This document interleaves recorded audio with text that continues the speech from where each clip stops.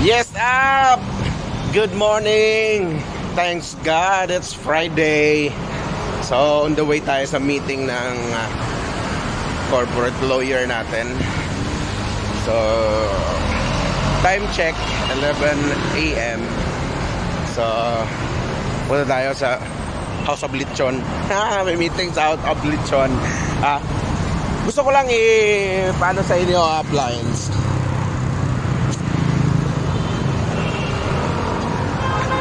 Gusto ko lang iparating sa inyo na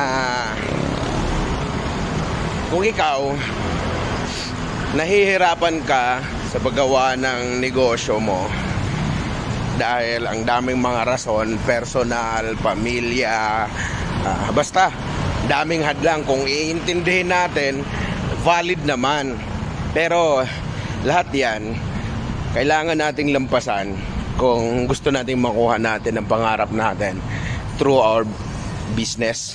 Kasi kung ano mang kinabubuhay mo ngayon, ano mang binubuhay mo sa sarili mo o sa pamilya mo, okay na yon, sapat na yon.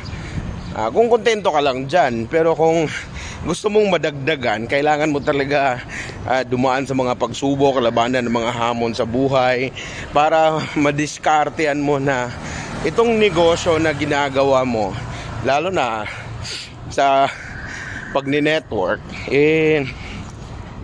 magawan mo paraan.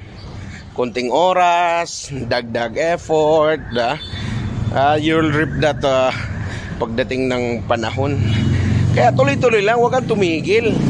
Pahinga saglit, tuloy-tuloy lang. Normal na yan, mapupuyat, mapapagod.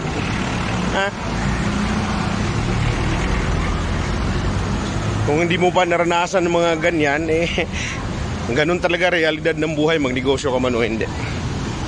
Okay? So yun lang, ganun talaga proseso.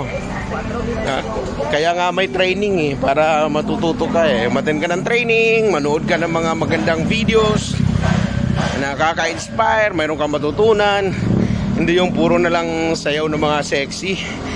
Oo, nakakaano din yun, good vibes, pero hindi lang yan ang kailangan Kailangan knowledge, lahat para maging successful ka. Pero kung ayaw mo maging successful, huwag mong pakinggan lahat. Gawin mo lang sarili mo. Anong meron dyan, yun na lang, diba? Yan lang ang solusyon. Huwag mong pahirapan sarili mo. Baga wala ka pakialam. Malapit na tayo sa House of Lechon. House of Lechon. Woohoo!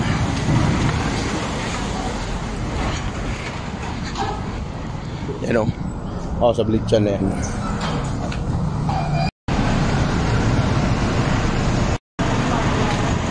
Yan. House of Lechon. Lo, hapo kayo. Mayroon akong kasama. Morning. Iyan nila po.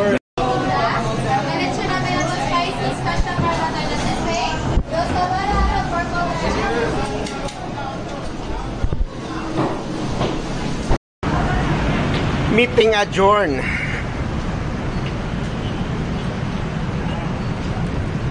Tanda tayo sa office. Meeting adjourn na to. Shot to sip. Shot to, shot. Klaro kayo.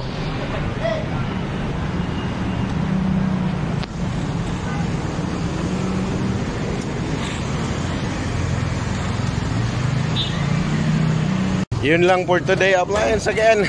Thanks God, it's Friday. Enjoy your night. It's Friday night tonight.